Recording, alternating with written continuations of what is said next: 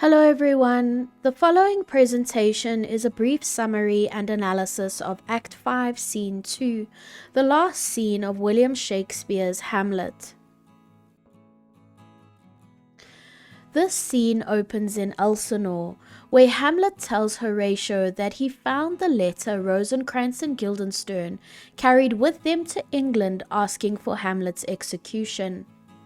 Hamlet reveals to Horatio that he switched the original letter with another one which asked the King of England for Rosencrantz and Guildenstern to be executed instead. Rosencrantz and Guildenstern are deceived once again. Their fate shows just one example of how there are unfortunate consequences to others seeking revenge. Hamlet says he has no sympathy for Rosencrantz and Guildenstern, who gave up their integrity and honor to gain favor with King Claudius. However, he is sorry he fought with Laertes. Hamlet identifies with Laertes, who, like Hamlet, only wants to get revenge for his father.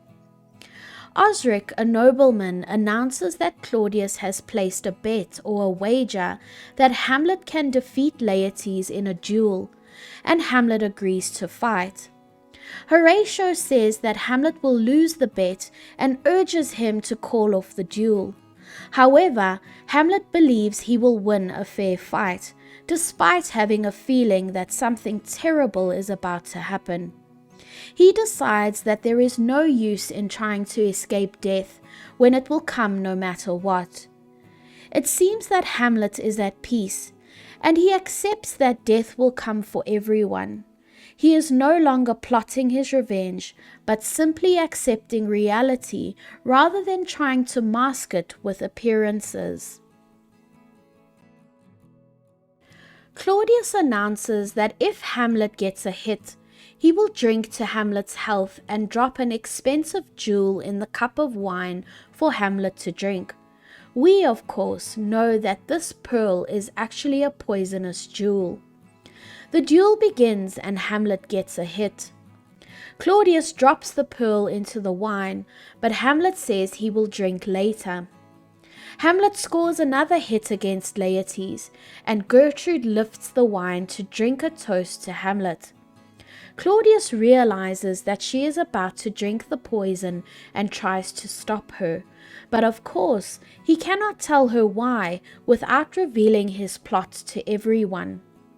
Gertrude asks Claudius to pardon her, and she drinks the poisoned wine. Claudius is so deep into his deception in trying to get rid of Hamlet that he cannot even admit the reality of the situation in order to save his wife. Hamlet and Laertes continue their duel, and Laertes injures Hamlet, making Hamlet bleed. The two land up in a scuffle, and in this scuffle land up switching swords. This means that now Hamlet has the poisoned sword. At this moment, Hamlet strikes Laertes with the poisoned sword. It can be said that Laertes manages to get his revenge against Hamlet for Polonius and Ophelia's deaths. However, it comes at the price of his own death. It is at this moment that the poison has taken its course through Gertrude's body, and she falls. Claudius quickly exclaims to everyone that she has fainted at the sight of Hamlet and Laertes' bleeding. Gertrude contradicts Claudius's claim and cries that the wine is poisoned right before she dies. We can see that Claudius is deceptive and attempts to manipulate people right to the end of the play. However, death is a reality that cannot be hidden by appearance. Laertes knows he is dying of his injury from the poisoned sword. He uses his last moments of life to reveal the truth about Claudius's deceitful plan to kill Hamlet. At hearing this, Hamlet stabs Claudius with the poisoned sword, and to ensure that he exacts his revenge entirely, he forces Claudius to drink the poisoned wine, resulting in Claudius's immediate death. After a long journey of doubt, the need for proof, procrastination, and twisted plots, Hamlet finally gets his revenge. In Laertes' last moments of life, he forgives Hamlet and asks Hamlet to forgive him. Laertes dies and Hamlet forgives him. Horatio, who is overcome with shock and grief, suggests that he kill himself with his own sword. Hamlet forbids that Horatio do this because he must tell Hamlet's story to the world. It will be through Horatio that Claudius's lies and the murder of King Hamlet are revealed. In the distance, cannons are heard. It is Fortinbras returning victorious from Poland. Before Hamlet's moment of death, he declares that Fortinbras should be made King of Denmark. Note that Fortinbras is the one character who achieves revenge by not chasing it. He is the only character who is not involved in some sort of plot or scheme.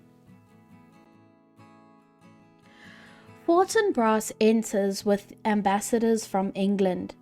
The ambassadors announce that Rosencrantz and Guildenstern have indeed been executed by the King of England. Horatio begins to retell the story of what has occurred in Denmark. To this, Fortinbras declares that Hamlet is to be honored as a soldier, as he believes that Hamlet would have made a great king. Denmark can put behind the damage Claudius caused and heal by Fortinbras's succession to the throne.